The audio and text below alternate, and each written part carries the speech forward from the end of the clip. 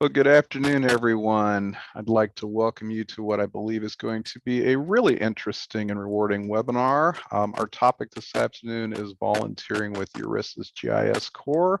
My name is Kevin Mickey. I am the current president of URISA and extremely excited to have the opportunity to moderate this webinar. GISCorps means so much to URISA, its mission, its members, and the many communities that it serves across the globe. We're very fortunate today to have Holly Torpey, who is the GISCorps program coordinator, to share a little bit with us about what the GISCorps has been up to these past months and some opportunities that you may want to consider for getting involved. So Holly, take it away.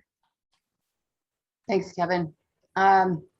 So I'll just start by giving a little background on what GISCorps is. As most of you probably know, it's a program of URISA. It was founded by Shurey Elhami in 2003. She came up with the idea in 2001, and after much discussion and planning with fellow URISA members and industry leaders, they officially founded the organization in 2003 and launched their first project in 2004. Since then, we have launched 330 missions, and we have 31 of them ongoing right now and 268 completed. If you do the math, that doesn't totally add up to 330 because occasionally a mission is ended before being completed for one reason or another. But most of them, about 90%, are completed successfully. Let's see. We have volunteers in, I think, volunteers in about 137 or 139 countries, and those representing 80 countries have been selected to fill positions on GISCorps missions. So since 2004, we've filled over 2,800 positions with volunteers representing 80 different countries. And together they have contributed more than 86,000 hours of volunteer GIS service. So who are these volunteers? Our database currently contains over 7,500 volunteers who live in 139 countries. You can see a list of the 10 countries with the most volunteers here on this slide. And you probably noticed that the vast majority of them are in North America, but we do, like I said, have volunteers in many other countries all around the world as well.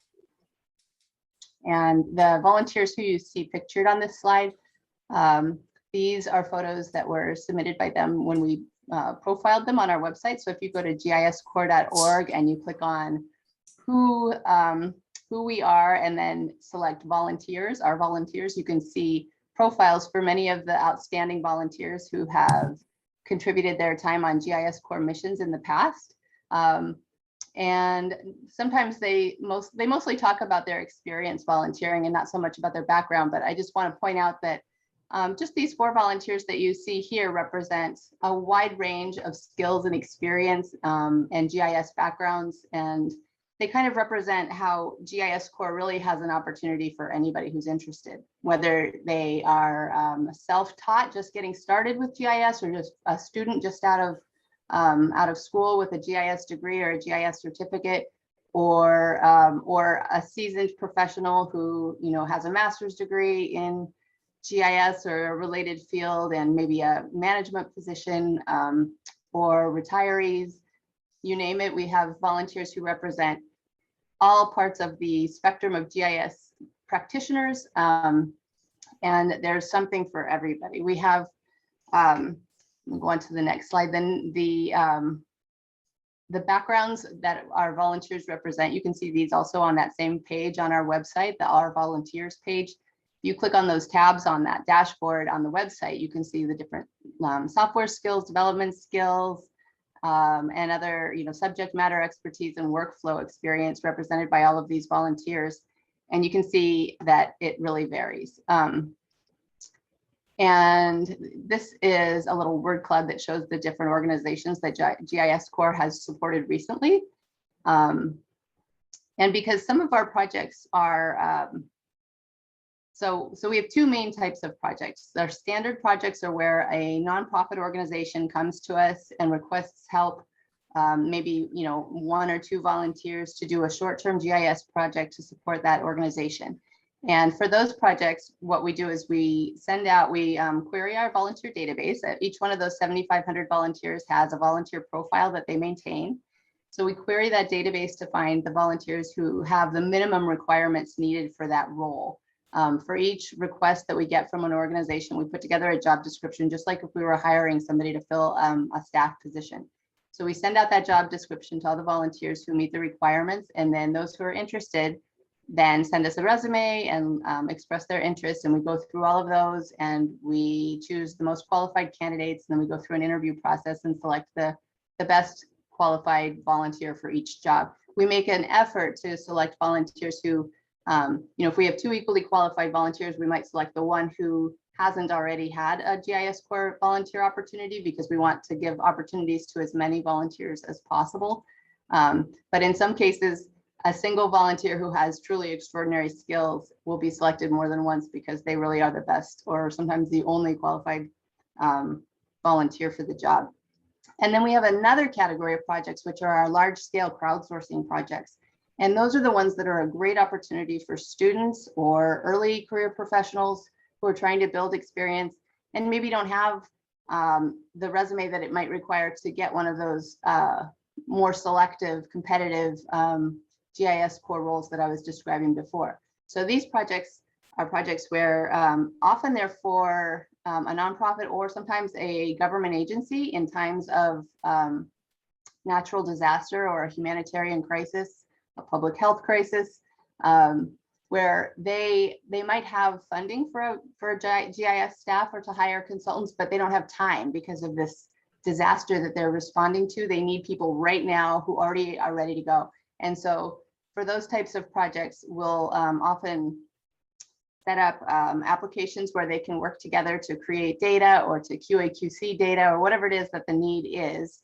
But we don't go through a competitive selection process. We send out the job description to all the volunteers who meet the requirements that are in the right geographical area for this project, and then anybody who wants to contribute can contribute. And so these expert crowdsourcing type projects are the best opportunity for people who have less experience to get involved with GISCorps. And I also want to point out in the same vein that we always make an effort to not supply volunteer GIS staff for positions that would otherwise be filled by a paid staff member or a paid consultant. We never want to replace anybody's job. The only time that we will supply volunteers is when it's for work that wouldn't be completed in any other way. So either it's a nonprofit organization that has no budget, or like I said, a government agency, or really anybody in times of natural disaster where they just can't build capacity fast enough. So here's an example of that type of project. This, I'm sure that everybody remembers the Camp Fire that devastated the town of Paradise in Butte County, California. Butte County has a GIS staff, and they were on the job, but they were completely overwhelmed. They had damaged survey data for each structure that was affected or not affected, each structure in the whole region within the fire perimeter. And they had surveys from CAL FIRE and they had surveys from the county, and each survey collected different data. And the county surveys had been done with 2 different workflows, so they were slightly different in format. So they had basically 3 different data sets that they needed to QA/QC, making sure that they had all the data that they needed to be able to file for FEMA support, tied to a single accurate point for each structure that was damaged. So, so they asked GISCorps for help, and we supplied about 15 volunteers. And over the course of, I think, about 2 to 3 weeks, we QA/QC'd something like 19,000 structures and created that single authoritative data set that had all the fields that they needed with the data that they needed, tied to a single accurate point for each structure that they could submit to get their FEMA aid faster. And this is the application that actually, in this case, the application was put together by Esri's disaster response program, and we supplied the volunteers. And together we worked to get this taken care of for Butte County so that they could get the help they needed as fast as possible. And Jim, the GIS manager at Butte County, was extremely grateful because he knew that as capable as his staff are, that there was no way they could have gotten through all those points that quickly and been able to get the aid to the people who needed it that fast. So here's a map that shows where GISCorps works. The yellow points are disaster response projects, and the blue points are those standard projects where we go through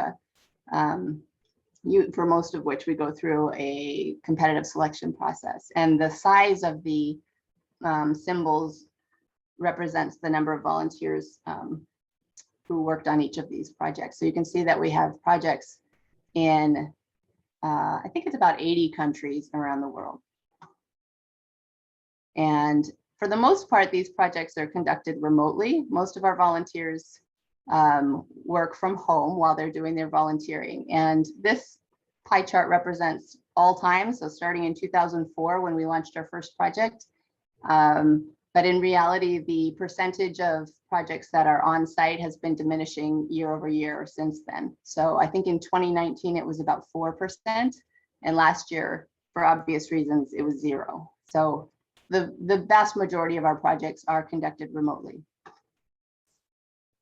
This pie chart just shows the types of work that we do. You can see that the largest segment is the data capture projects like that. Well, actually not the Campfire, that was a QA/QC, but our large scale crowdsourcing projects where we digitize points, like we did a Horn of Africa project where we digitized structures in 3 countries where the World Health Organization was doing a polio campaign, or a polio vaccination campaign, I should say. And we're able to create a huge amount of data showing where the settlements are throughout that region so that they could target the areas that might need outreach with regard to polio vaccination. But you can see from the other slices of this pie chart that we really provide volunteer GIS services in every area of GIS and even remote sensing as well. Okay, so the COVID-19 testing and vaccination sites project is a project that is ongoing today. It started in March 2020 when Esri's disaster response program staff reached out to us to see if we would be willing to recruit volunteers to create a nationwide roll-up of testing site locations in the United States. So as I'm sure many of you are aware, many jurisdictions at every level of government were launching their own testing sites and creating their own public websites showing where those testing sites were, but there was no nationwide source of this data. So federal emergency managers and others who are trying to assess needs and identify gaps and decide where to focus their resources didn't have a nationwide source of this data. So the only way for them to figure out where testing was and was not was to look at all of these individual websites, which was a huge task. So we sent out a recruitment to all of our US-based volunteers who had ArcGIS Online experience of any type, and hundreds of people responded. We actually created over 700 ArcGIS Online accounts and Slack accounts so that we could all work together in this volunteer portal that's pictured here to create testing sites all around the country. So in the beginning, we had hundreds of volunteers working together, and each of them took responsibility for one or more counties and would check authoritative sources of data like county government websites or testing provider websites, and add testing sites as they appeared and update them as needed. At this point, over a year later, we are down to a small but mighty skeleton crew of volunteers who continue to work on this data. We really focus a lot on QA/QC now, trying to make sure that we have shut down all the testing sites that are no longer open, but we continue to add more as well. And it's a collaborative effort. We've had like CVS sends us data sets at least twice a week. Here Technologies has volunteered a ton of time helping us QA/QC our data and sending us spreadsheets of new sites that they're able to find. and Coders Against COVID, which is a nonprofit that started at the beginning of the pandemic, and tons of healthcare providers and different government agencies have all contributed to this project. It also includes a Survey 123 form that's public. So any government agency or testing provider or even a member of the public can suggest a testing site that's not already included in our data, and we will review it and make sure that it's a valid suggestion and then add it to the map. And people can also use another Survey 123 form to let us know when there's an issue or that to suggest an update to a testing site. So it's an effort that is not just a GISCorps effort, but so many more beyond GISCorps have been involved with it. And this is just a screenshot of our testing site finder app. We also have a vaccination site finder app and numerous other products, dashboards, and feature services.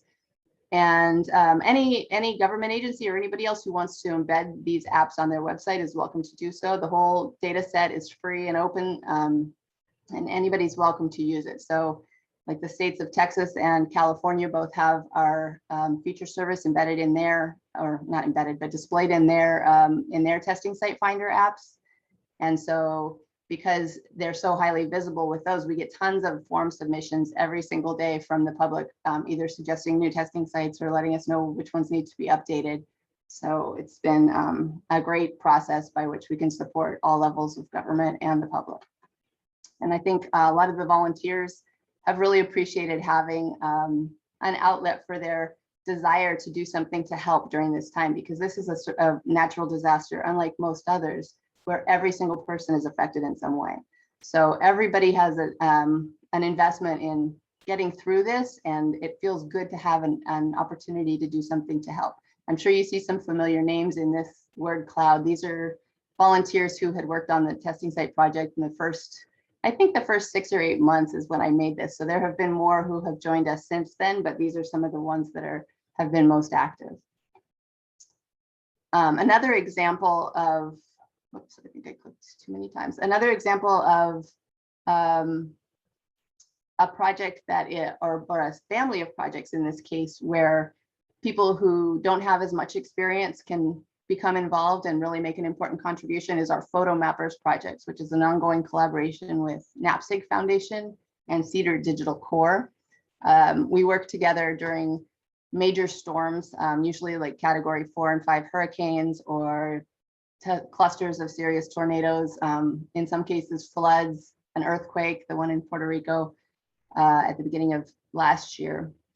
And we scour social media looking for photos of on the ground conditions. And then we geolocate those photos as precisely as possible, hopefully to the exact point where each photo was taken. And then we add them to this map, which is useful for folks working in emergency operations centers or first responders or anybody else who's interested in seeing what's going on the ground in the affected area. And it has a couple of different products that people can access. These dashboards that show the data by damage score. And here's another one that shows data by FEMA Community Lifeline. And this is information that's added on by a small team. We call it our admin team. These are volunteers who have a little bit more experience and who have had special training. And so after the other volunteers upload the photos to the map, these volunteers validate each one, make sure that all the forms are filled out or all the fields are filled out correctly, and they add a damage score and one or more FEMA Community Lifelines. All of this is available on a hub site that's maintained by NAPSG. And this is an attachment viewer application that's on that hub site also, where as you zoom into an area, you see on the left a gallery view of photos of the affected area. So the gallery view is automatically filtered to the current map extent. So it's really a way of getting an immediate sense of what the conditions on the ground look like from afar. So it helps. It's one source of information for decision makers as they decide where to allocate resources and what areas need more attention. And this is just a screenshot of that hub site. And I'll share some links to all of these resources at the end in the chat. So here's an example of one of the more standard projects where we select one volunteer or just a couple of volunteers. In this case, this volunteer was selected to do open source GIS training for American leprosy missions. So he provided 7 sessions of I think each session was a couple of hours, and they covered all aspects of using QGIS and R to conduct, to do image classification and conduct spatial analyses. And the students who attended this were from American leprosy missions and their partners, and they were on, I think 3 or 4 different continents. So this was this is a case where we need to find the volunteer who has really specialized knowledge, somebody who's an expert at using QGIS and R. And in this case, the partner organization, American Leprosy Missions, had specifically requested those software applications because they wanted an open source solution. Here's another example. Southern African Wildlife College is in South Africa, and they train protected area managers from throughout the continent who come to their college to learn about protected area management and using technology to work against poaching and to preserve and conserve habitat and wildlife within these protected areas. And so through a project or through a new program that is a collaboration between National Geographic Society and Esri, they are providing the ArcGIS Online conservation solution for free to these protected areas. So Southern African Wildlife College has partnered with those organizations to train people in its use so that when they go back to their protected area, that they're able to make, really make use of this donation of software from Esri. So in this case, we selected 4 volunteers. They were they represented the United States, Canada, Singapore, and South Africa, and they conducted a couple of weeks over 2 weeks in 2 different months of training in how to basic ArcGIS Online administration, data creation, how to create maps and apps, and how specifically to use the conservation solution applications for their specific workflows. And then the folks from Southern African Wildlife College and Peace Parks Foundation will now weave that knowledge into their curriculum so that they can teach it to the protected area managers who come from all over Africa to learn this and other skills that they can take back to their protected areas. And then 2 of the volunteers, Sean Morgan and Paul Heffler, are continuing on now and providing 2 years of remote support to the Southern African Wildlife College. And this is an exciting project going forward because unlike most of our project, it does have the potential for some on-site volunteer positions in the future. Unfortunately, the pandemic has stopped us from moving forward with those, but when travel restrictions are lifted and it's safe to do so, we will at some point in the future be recruiting volunteers to be matched with graduates from this program and actually go to their parks, help them implement the software on site and customize it and configure it for their specific challenges. And then when they go back home, having gained this really detailed and in-depth understanding of the challenges that are being dealt with at that specific protected area and having developed a relationship of trust with the people who are using the software there, they'll then continue to provide 2 years of mentorship after they come back home. Like I said, that's on hold for now, unfortunately. Here's another example. This is a hub site that was built by Direct Relief. Direct Relief is a nonprofit that provides specifically healthcare supplies and expertise to organizations all around the world who are in need. And they have a GIS staff, and their GIS staff had put together this great hub site that is the Global Midwives Hub. But what they needed help with was bringing in and integrating hundreds of public health data sets that are publicly available from other websites like the World Health Organization. And the manual process for bringing them in and linking them with country boundaries and other steps that they had to take was very time consuming and kind of time prohibitive for the timeline that they had set to launch this hub site. So they came to us for help, and we were able to identify 2 volunteers, Mara Stoika and Heidi Mooring, who both work for Dynaptic, and with the full support of their organization, for them to be able to spend some of their time working on this project, they wrote a bunch of Python scripts to automate the whole data extraction, integration, and upload into ArcGIS Online Feature Services process for direct relief. And then this project, Key Conservation, is another recent one. Key Conservation is a new nonprofit that matches volunteers all over the world with short-term opportunities to either contribute time or money to very specific location-based conservation efforts by nonprofits all over the world. And the process of matching the volunteers to the nonprofits who are in the same region or in a region of interest is obviously a very spatial challenge. So we had to find a volunteer who could extract or who could integrate data that was stored in their Dynamo database with ArcGIS Online, which they had just acquired, and it was brand new to them.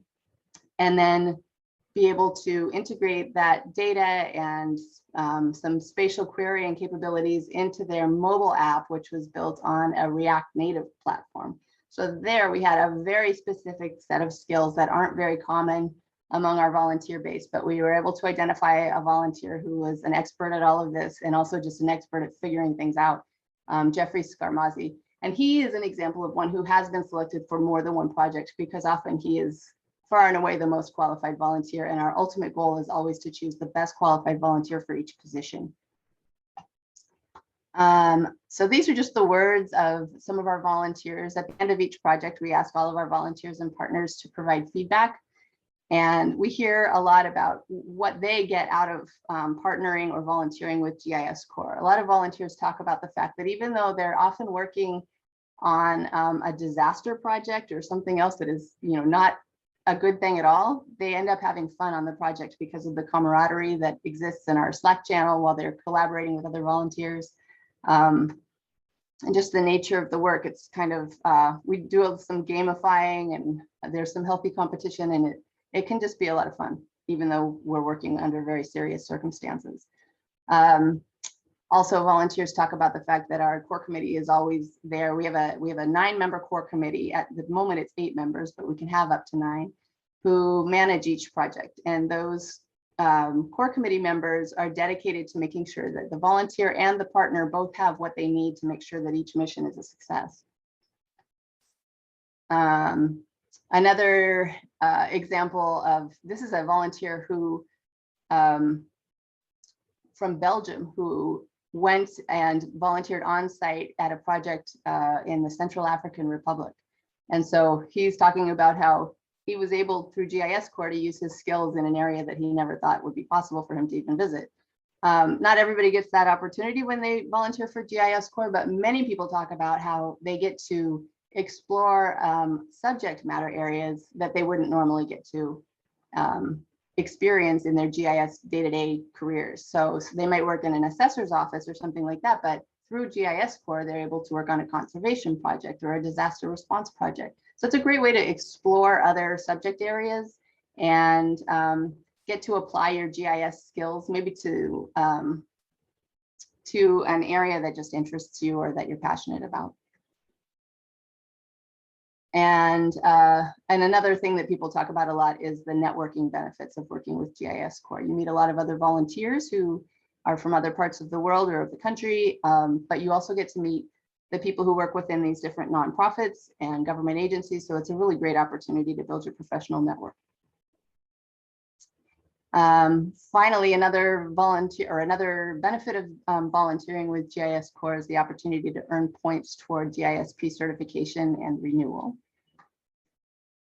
And a lot of people hesitate to sign up for GISCorps at first because they're worried that they don't have the time to commit right now, or they might not, they're just not quite sure what they're getting themselves into. And so I want to put that concern to rest. These are the obligations that are involved with signing up for GISCorps. There's no obligation at all. When you sign up with GISCorps, the only thing that you're agreeing to is to maintain your GIS Corps volunteer profile. So you're just creating a profile that lists what your skill set is and your geographic location. And then when we get requests from partner organizations, either nonprofits or sometimes government agencies for volunteers, we query that database for all the volunteers who meet the minimum requirements, and we send out job descriptions or opportunity announcements to all of those volunteers. And then it's completely up to you to decide whether or not you're interested in that opportunity or whether you have the time to commit to it. So there's no obligation to joining. It just means you're creating a profile so that you will hear about opportunities. That's it. Once you are selected for an opportunity, it's a little bit of a different story. There are obligations there. We expect our volunteers to complete the work that they agreed to stay in touch with our core committee and the partner organization and not disappear on anyone. And then at the end of the project, we ask that they write a short report for our website. So if you go to GIScorps.org and there's a menu that says what we do.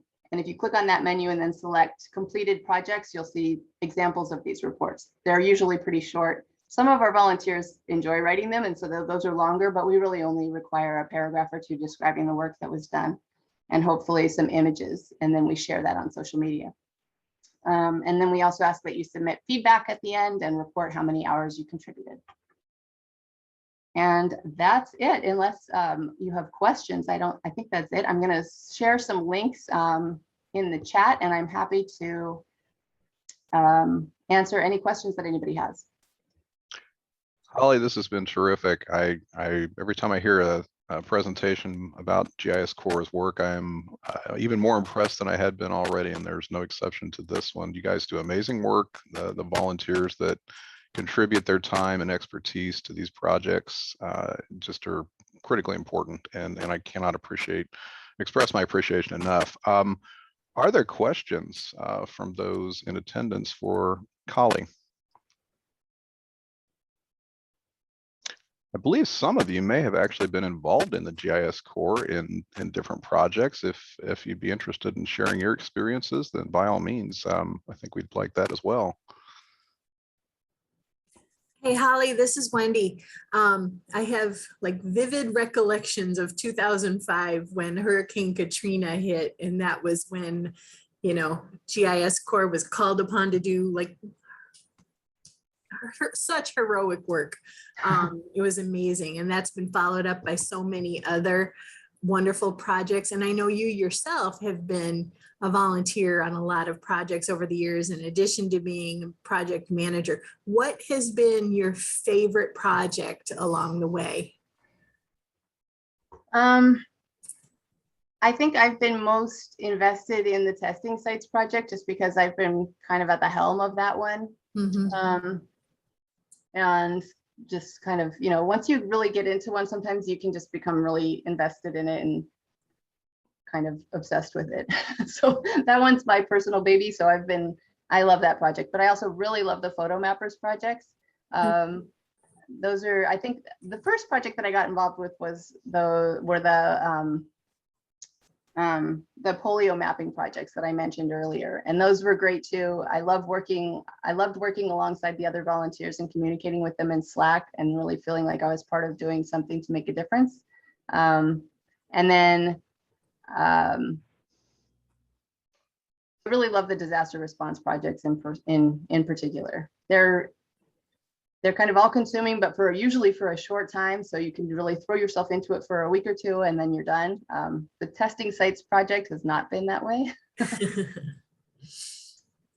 but it's still fun. Yeah, that one has gotten an awful lot of publicity, and you guys should be just so proud of the good you're doing through that project in particular. Yeah, Matt, I see you have your hand raised. Yeah, I do. Thank you. And Holly, great presentation. Thank you for all that you do. I'm really excited to, at some point, get involved with GIScorps. For now, I had a question about requesting help. I lead the damage assessment piece for Napa County when we have a disaster. We seem to be on track for having a disaster every 2 to 3 years now. I'm hoping we get a free pass this year, but if we were to have an incident this year, what's kind of the turnaround? Like, if I put in a request for, help, let's say on a Monday, are you guys able to mobilize within a week or a couple of days? How does that work exactly?